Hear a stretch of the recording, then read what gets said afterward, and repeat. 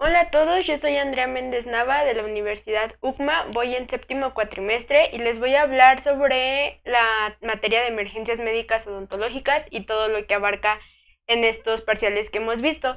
La materia es impartida por el doctor Jorge Rembis Miranda y vamos a empezar.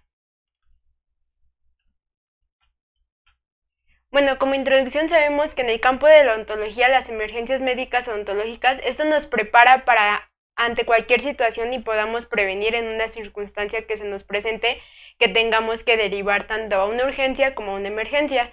Y contamos con tres parámetros a comprender. Esto es identificar, diagnosticar y estabilizar. Aquí tenemos la norma 013, que es la prevención y control de enfermedades bucales. Esto se me hace de suma importancia porque así como muchas normas que nosotros conocemos en base a la carrera que es odontología, pues aquí está de acuerdo a la Organización Mundial de la Salud, que la salud bucodental se define como la ausencia de dolor orofacial, crónico, cáncer de boca o garganta, aftas bucales como defectos congénicos, labio leporino y paladar hendido, así como la enfermedad periodontal, que es propiamente la encía, caries dental y pérdida de dientes. Son otras enfermedades que también afectan tanto a la boca como a la cavidad bucal. ¿Cómo lo vamos a comprender nosotros? Hay un artículo estipulado que es en el apartado 5.8 que habla que el personal de estomatología tiene que estar capacitado para proporcionar primeros auxilios a quien sufra lesiones accidentales, esto con instrumental o material contaminado en la área estomatológica, que es para realizar maniobras básicos de reanimación cardiopulmonar y soporte básico de vida. Creo que esto como estudiantes tiene que ser de primer enfoque, ya que nunca estamos fuera de atender tanto una urgencia en nuestra clínica, en consultorio. Entonces conocer qué tenemos que hacer y conocer a dar primeros auxilios se me hace vital para lo que nosotros vamos a ejercer próximamente. Urgencia o emergencia. Bueno, aquí tenemos que ser capaces para comprender cuando tenemos una urgencia o emergencia en el consultorio y para ello daremos la diferencia entre cada una.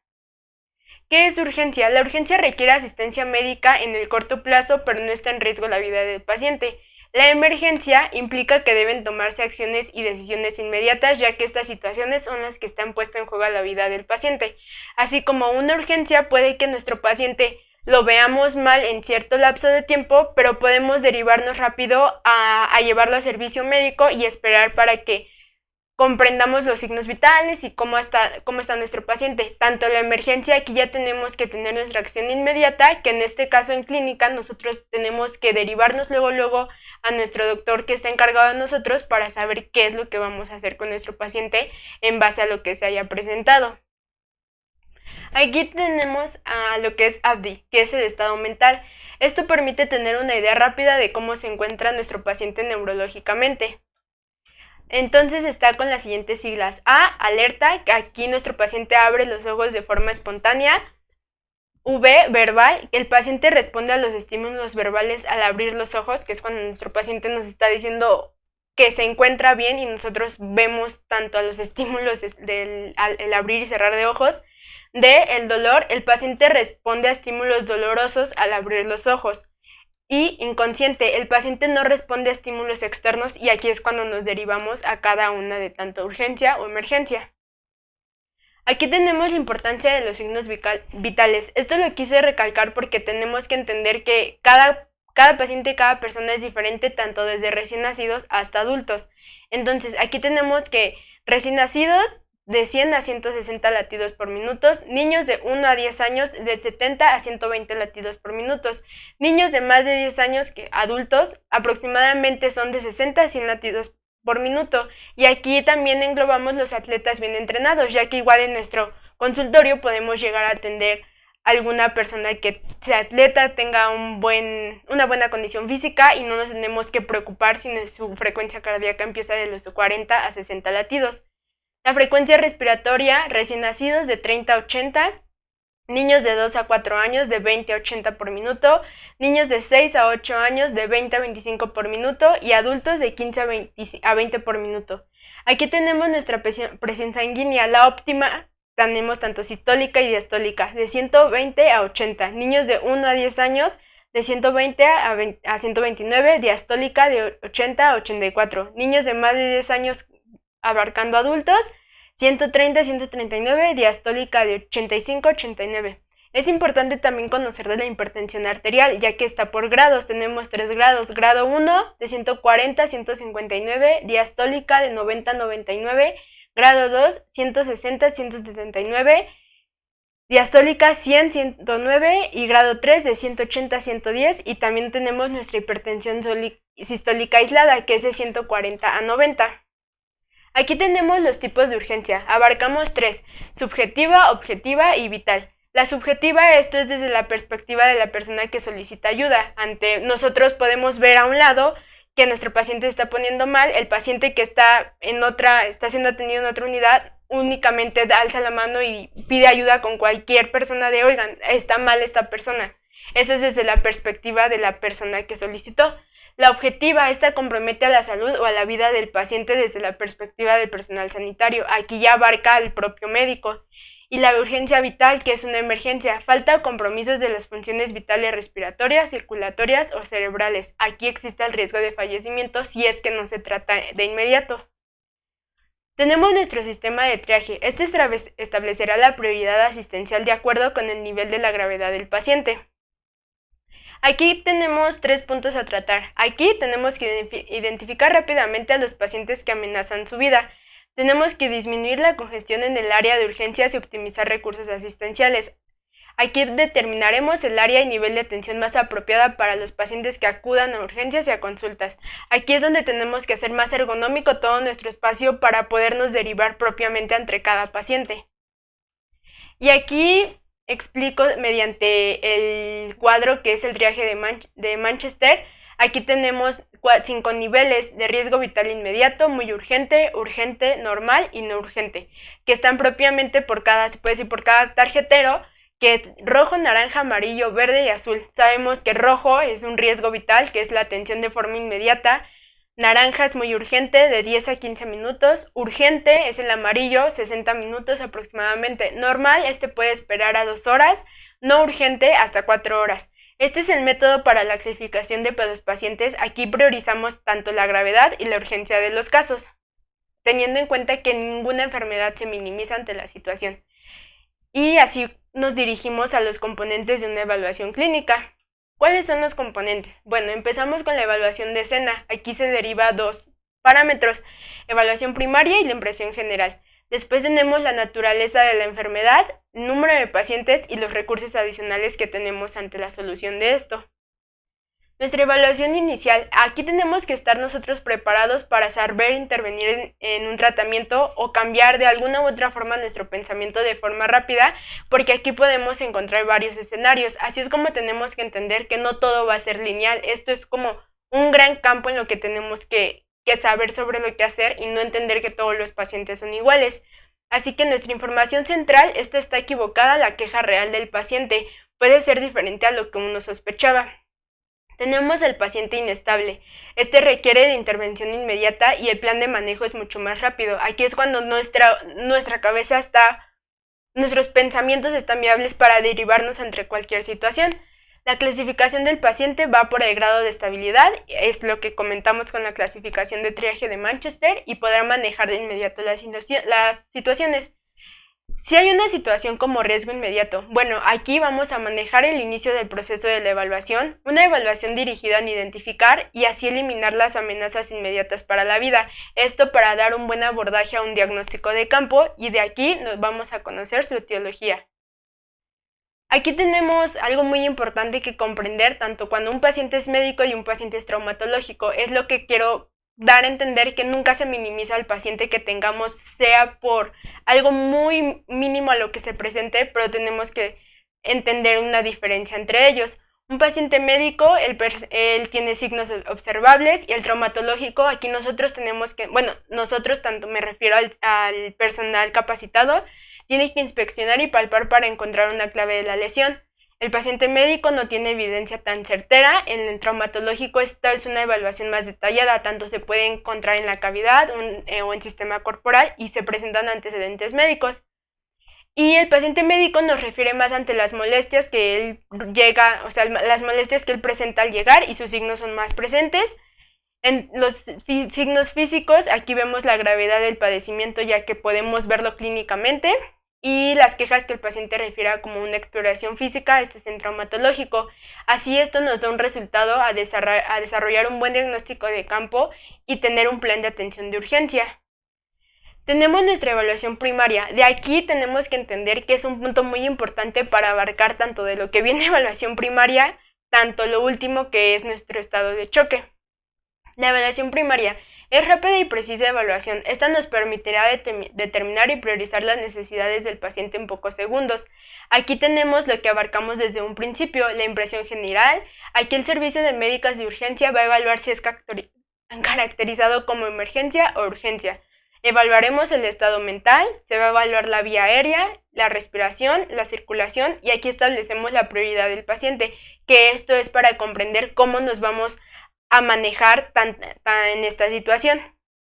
¿Y aquí en qué nos basamos? Tenemos 3 puntos: detectar condiciones de riesgo vital, establecemos las prioridades de atención y vamos a obtener una visión global del paciente. Aquí es cuando se pregunta qué ocurrió, recuerda lo que sucedió, cómo se siente, le duele algo y cómo se llama.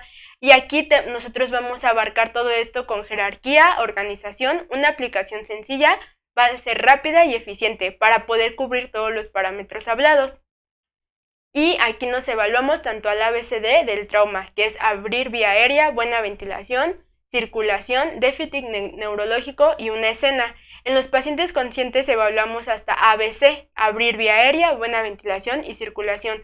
Con nuestros pacientes inconscientes, la primera instancia es evaluar si tiene pulso. Es lo que nos tenemos que basar propiamente para así derivar a lo siguiente, que es ver su circulación, abrir una vía aérea, la buena ventilación, y concluimos con derivarnos a un déficit neurológico y a la escena del problema. Tenemos nuestra evaluación secundaria. Esta busca y descarta las lesiones específicas. Esta tiene que ser tanto una exploración física como sistemática.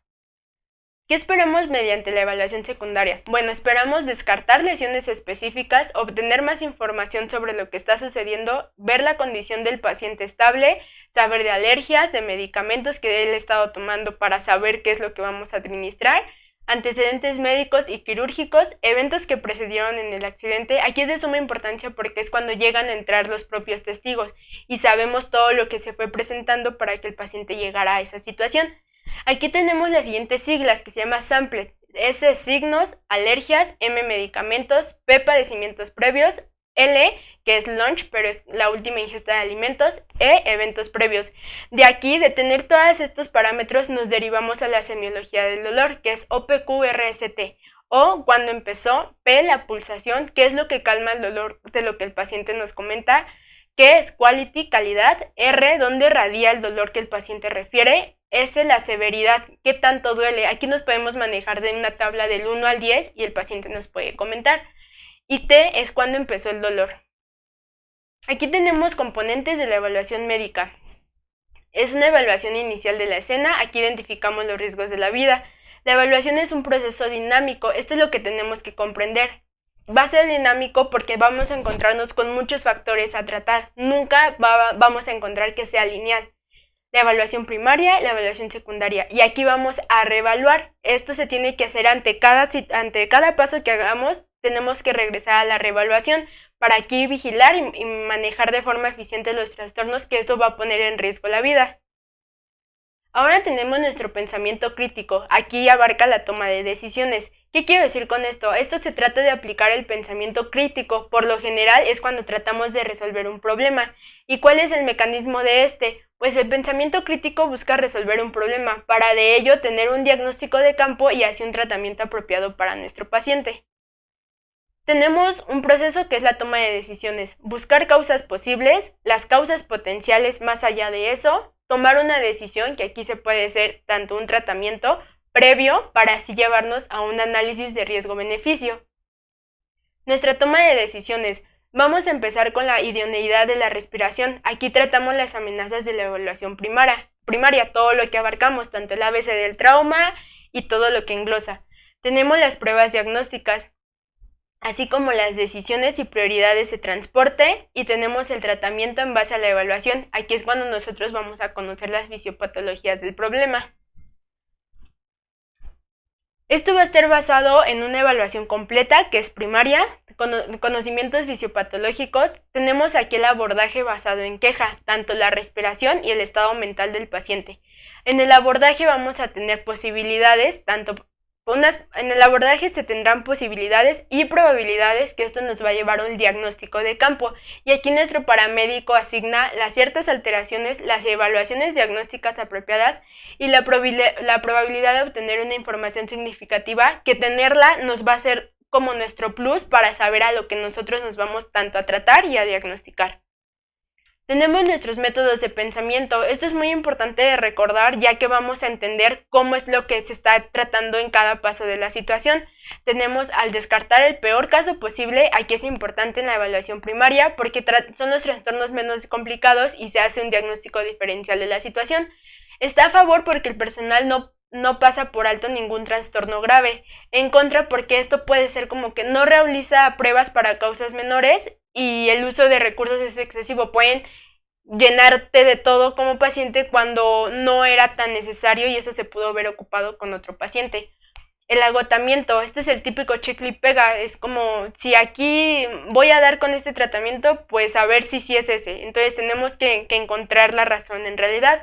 Aquí se generan una lista para práctica y enfocarse a los propios diagnósticos diferenciales. A favor, el profesional no pasará nada por alto. En contra, una ineficiencia, que es lo que hablamos. Tenemos el ajuste de la caja de herramientas. Esto se arregla con modalidades en espectro del servicio médico de urgencias, en práctica para el tratamiento. A favor, se identifican y se tratan ciertos trastornos, y en contra, aquí algunos pasan por alto y que no se tratan de forma directa. Aquí ahorra el tiempo de atención con el paciente y, si es posible, se llevará a sala de urgencias. El modelo de resolución de problemas. Tenemos 3. Obtener información, integrar conocimientos, construir significados y extender y refinir los conocimientos. Esto para la obtención de información será en base a la respuesta del paciente con los anteriores parámetros a considerar. Tenemos también el método de pensamiento razonamiento inductivo. Esto inicia de un hecho particular y tenemos que razonarlo. Es un proceso arriba-abajo. Esto es cuando nuestro profesional no conoce realmente el problema con rapidez y desde el inicio con el paciente se comienzan a descartar ciertos sistemas. Aquí nosotros reunimos todos los hechos. A favor es un trabajo más eficiente y objetivo. En contra es aquí tenemos que comprender la base de educación de lo que nos estamos basando y pues las experiencias clínicas a lo que tuvimos para encontrar cada solución. El razonamiento deductivo es inicio de arriba hacia abajo. Esto razona de lo general hacia lo específico. Aquí el profesional pues reconoce y deduce con rapidez lo que el paciente sufre, que se me hace muy importante entender porque así es como podemos trabajar con rapidez y actuar inmediatamente ante una situación. Entonces, a favor, pues los patrones son de forma eficiente. Quizá un en contra es que la dirección clínica que tuvimos sin por irnos linealmente puede ser errónea cuando tenemos que entender que esto es un gran campo. Entonces, así los profesionales de atención prehospitalaria van a nivel técnicos como médicos, van en nivel técnicos a médicos para así atravesar un proceso de pensamiento preciso y efectivo. Aquí tenemos un punto muy importante que es la sensibilidad contra especificidad. La sensibilidad, esto identifica el trastorno con el paciente. Por ejemplo, esto es pensar que todo dolor en el pecho puede ser un infarto. La especificidad son alteraciones inadecuadas que no proporcionen un alto nivel para ningún otro trastorno. Aquí es pensar, un ejemplo es pensar por medio de pensamiento clínico más experimentado. Podemos tener tipo de lesiones en el tórax, pero no es solamente un infarto. ¿Esto con qué se va a complementar? Con nuestra evaluación primaria y secundaria para lograr ser más específicos. Para entender un poco más este tema, nosotros como médicos tenemos que tener ambas, tanto la sensibilidad como especificidad. Aquí en sensibilidad, nuestro pensamiento únicamente primero vamos a tenerlo de manera sensible. Pensaré por el propio hecho de querer pensar rápido en una causa del problema.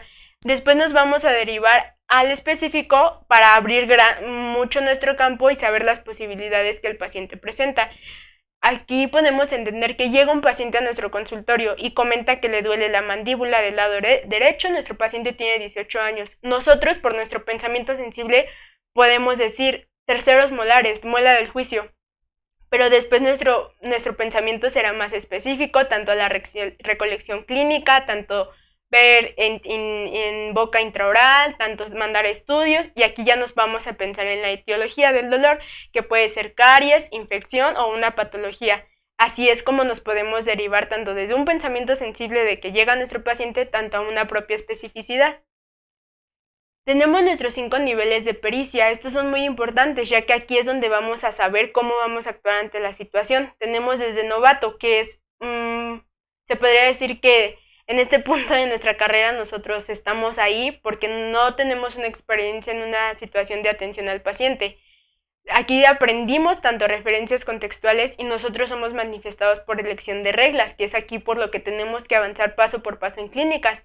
Tenemos al principiante avanzado, es el que ya tiene una suficiente exposición a alguna situación y sabe a qué derivar, reconoce los aspectos, pero seguirán dependiendo de un profesional. Tenemos competentes, aquí se reúne una suficiente experiencia. Este carece de velocidad, es capaz de enfrentar y de experimentar como una sensación de maestría y da el reconocimiento de patrones. El capaz, aquí él ve la situación como un todo, tanto a ciertas perspectivas. Él ya está basado tanto en experiencias y en eventos recientes que él estuvo propiamente ahí contemplando, y él, aquí ya se entienden todos los términos. Ante cualquier padecimiento que se diga, él ya va a entender sobre lo que tiene que ir. Y aquí tenemos un experto. Es la amplia experiencia y es el desarrollo de la comprensión intuitiva. Él confía y es lo típico que se tiene que concentrar en la región del problema y es como lo tuve que hacer si no hubiera pasado esta situación. Así conocemos nuestro diagnóstico diferencial de campo. Esto es desarrollar una lista de posibilidades y reducirla a una o más probabilidades.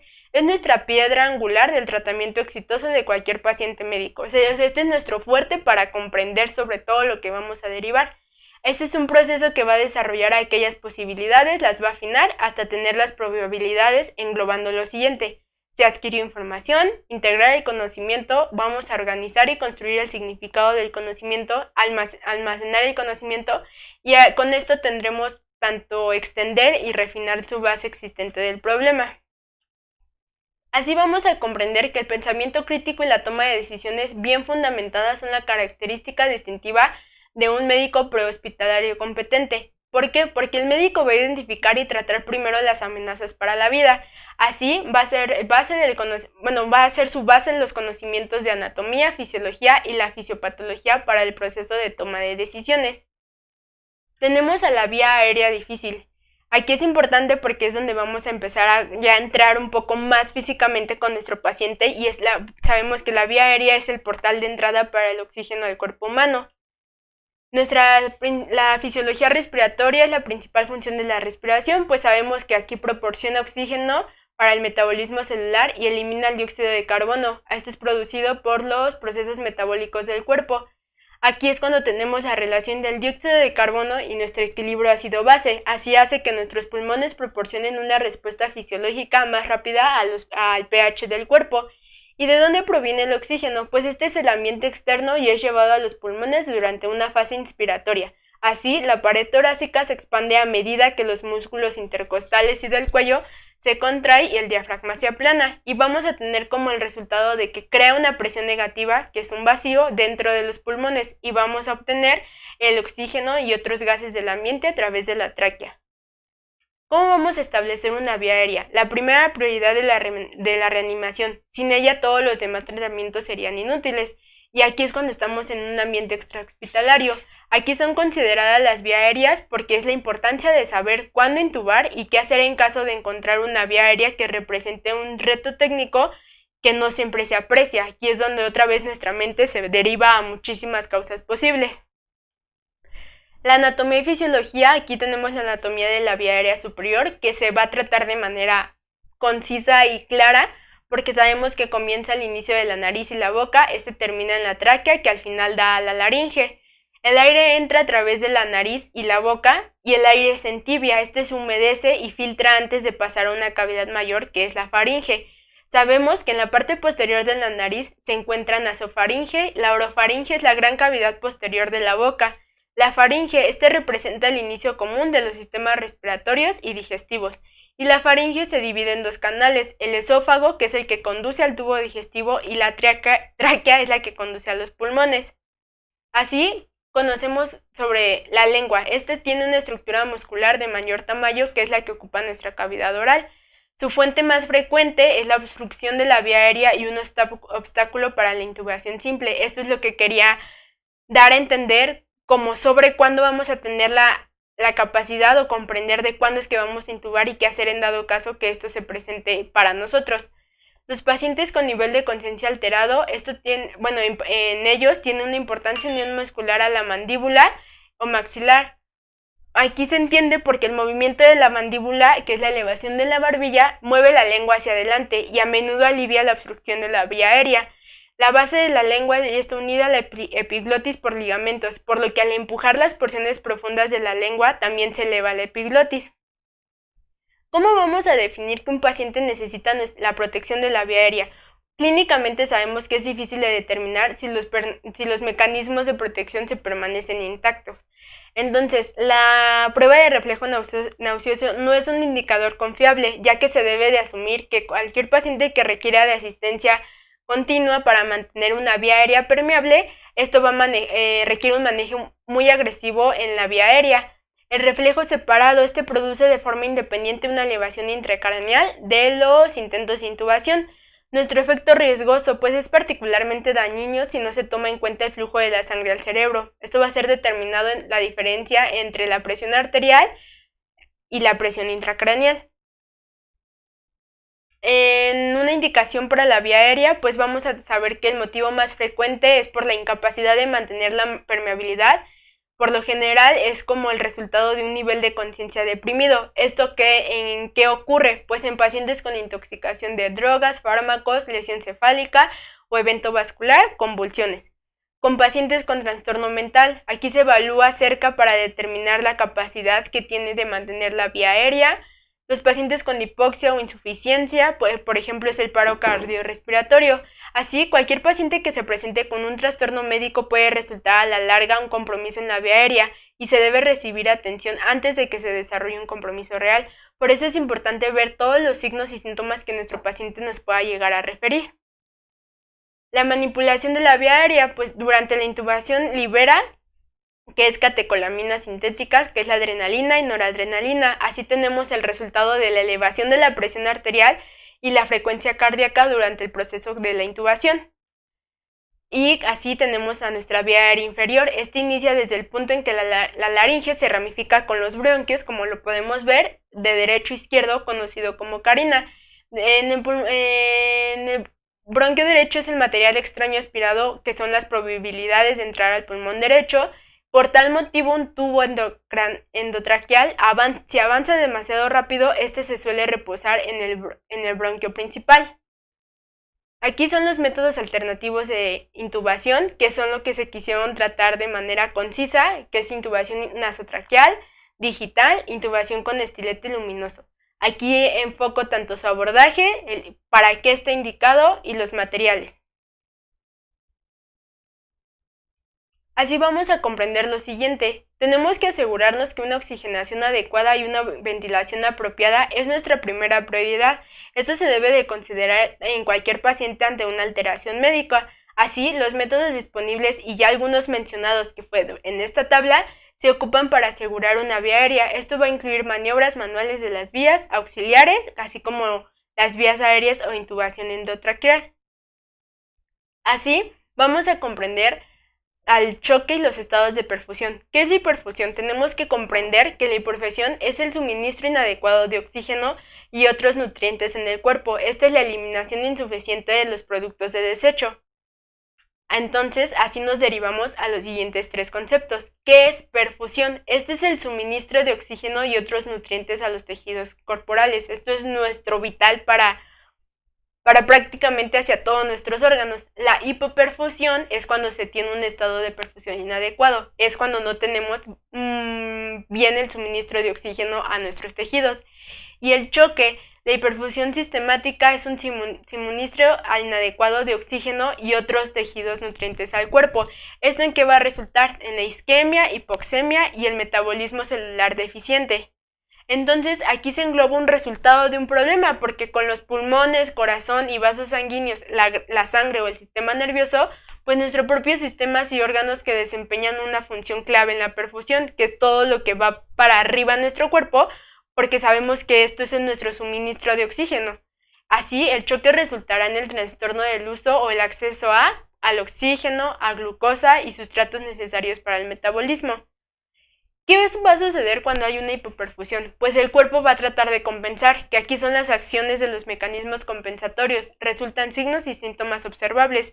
¿Y a qué nos van a ayudar estos dos parámetros? Pues así alteramos al profesional en el sentido de que esté alerta sobre la presencia de un choque, porque pues la causa más probable y pues su grado de intensidad de cómo refiera el paciente. Así se alcanzarán las conclusiones precisas y una toma de decisión apropiada, y se engloban los conocimientos, que es qué mecanismo causa el choque, la implicación de los datos de evaluación y los indicadores pertinentes del diagnóstico de campo. ¿En qué casos? Abarqué principalmente en traumatismo, porque el mecanismo de lesión, pues este mecanismo causa el choque e influye a la lesión mediante el estado patológico. ¿Cómo se va a identificar? Esto es repentino, definido y generalmente obvio. Únicamente por verlo visualmente vamos a poder identificar. Bueno, en este caso va a ser el personal de hospital. La clave relacionada con el mecanismo, pues este se va a encontrar al observar la escena y pues a ver los antecedentes. Aquí vamos a requerir un interrogatorio, que esto va pues con el apoyo de los datos físicos y los síntomas y la progresión que tuvo. Así tenemos a comprender sobre la disnea, hipoxia, hipoxemia y la cianosis. ¿Esto de qué trata? Bueno, la disnea es una sensación subjetiva desagradable de la falta de aire. Es cuando referimos de me falta el aire, estás haciendo una actividad pero sientes que ya te falta como cierto oxígeno para seguir haciendo tu actividad. Tenemos la hipoxia, esta es la baja presión de oxígeno dentro de los tejidos. Va a estar clasificada en 4 tipos que se va a abarcar de manera concisa: hipoxémica, anémica, circulatoria, disóxica. Tenemos la hipoxemia, esta implica una caída de la presión de oxígeno en la sangre que fluye a través de ellos.